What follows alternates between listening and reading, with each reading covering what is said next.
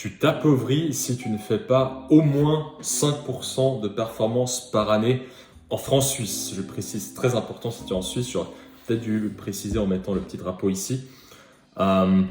Pourquoi? Alors, je t'explique le raisonnement derrière.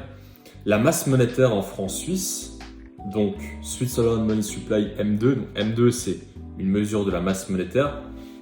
Tu vois que depuis 1985, on avait 220 milliards de francs suisses en circulation et tu vois qu'aujourd'hui, on est à 996 milliards. Donc, depuis 1985, la masse monétaire a fait à peu près fois entre 4 et 5. Et si tu annualises cette augmentation de la masse monétaire, c'est en fait 3,5% de croissance par année depuis 1985. Ce que ça veut dire concrètement, c'est que le franc suisse se déprécie de 3,5% par année. Toutes choses étant égales par ailleurs, tu rajoutes sur la masse monétaire déjà en circulation, chaque année, tu vas rajouter 3,5% supplémentaire par-dessus ça. Donc déjà, toi, ce que tu veux faire, d'une part, c'est investir dans un actif qui surperforme cette hausse de la masse monétaire. Parce que simplement détenir du franc suisse, tu t'appauvris déjà de 3,5% par année. Donc toi, ce que tu veux battre déjà, c'est investir dans quelque chose qui, en francs suisse, te rapporte au moins 3,5% de performance par année. Ensuite, par-dessus ça, tu ajoutes l'augmentation du coût de la vie classique. Donc, l'IPC, on peut débattre sur vraiment l'efficacité de cet indicateur. Il y a quand même plein de fléaux par rapport à ça. On ne va pas rentrer dans le détail dans cette vidéo, mais simplifié, on prend la mesure standard, l'IPC historique depuis ces X dernières années, depuis je ne sais pas combien, 1955, quelque chose comme ça. Et tu vois, ça a été évidemment très volatile. On a eu des années où on a eu un IPC négatif aussi. D'ailleurs, un peu sur papier, l'augmentation du coût de la vie en Suède, l'IPC en Suisse ont un peu des problèmes pour générer cette inflation. Tu vois que c'était très volatile. Il y a des moments où c'était négatif, il y a des moments où, tu vois, dans les années 70, on atteint 11% d'IPC, donc c'est absolument énorme. Si on devait mettre une moyenne sur ça, on va dire, pour simplifier, à peu près historiquement, on voit 1% d'inflation par année.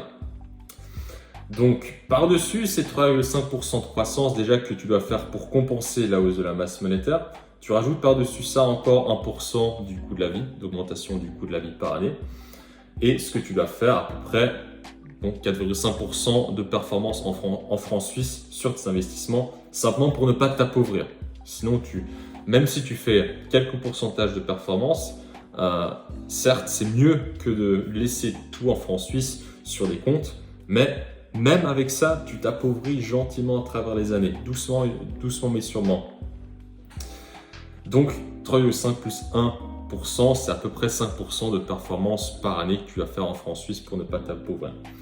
Et ici, je t'ai mis le graphique ici de quelques instruments dans lesquels tu peux investir, donc S&P 500, SMI et l'or. Donc, tu te demandes pourquoi est-ce que le graphique il monte pas autant. En fait, ce que j'ai fait, c'est que j'ai simplement divisé le S&P 500 en francs suisses, divisé par M2, donc la masse monétaire du franc suisse, pour voir si le S&P 500 en francs suisses s'apprécie plus vite à travers le temps que l'augmentation de la masse monétaire. Et là, tu vois que si tu regardes juste le S&P 500, que ce soit en dollars ou en francs suisses, à travers le temps, depuis 1985, normalement, on a un truc vraiment qui est exponentiel comme ça. Là, ce qui est intéressant, ce qui se passe, c'est que si tu divises cet indice par l'augmentation de la masse monétaire en francs suisses, tu vois que ça monte de loin, pas de façon aussi agressive que ça. Alors certes, depuis 2009, le S&P 500 en francs suisses augmente plus vite que la masse monétaire en francs suisses. Donc, sur ces à peu près 20 dernières années, le S&P 500 a vraiment été un véhicule d'enrichissement pour les Suisses. Mais tu vois que dans l'histoire, ça n'a pas toujours été le cas. Tu vois, en 2001, par exemple, si tu avais commencé à investir dans le S&P 500 en Suisse sur le pic de la bulle Internet en 2020, tu vois que derrière, tu t'es tapé une dizaine d'années où la masse monétaire en francs suisses a surperformé en guillemets le S&P 500. Et si tu regardes depuis 1985, on a quelque chose au final de beaucoup plus flat que la grosse courbe qu'on voit comme ça. Parce que cette courbe exponentielle, simplement, c'est une illusion. Parce que ça ne prend pas en compte vraiment la dépréciation de la monnaie sous-jacente. Le SMI, c'est encore pire. Donc la bourse suisse, tu vois que on a eu des moments effectivement dans l'histoire où la bourse suisse a bien performé par rapport à la masse monétaire. Mais là, sur ces 15 dernières années, vraiment, l'augmentation du SMI, ça n'a pas vraiment été un gros véhicule d'enrichissement pour les Suisses. Ça te maintient un petit peu, ton pouvoir d'achat, ça l'augmente gentiment.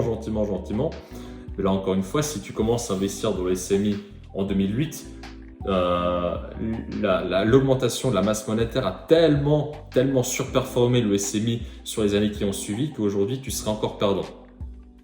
Donc, si tu devais tirer une droite depuis 1985 jusqu'à aujourd'hui sur le S&P 500, là tu vois vraiment à quel point tu t'es enrichi.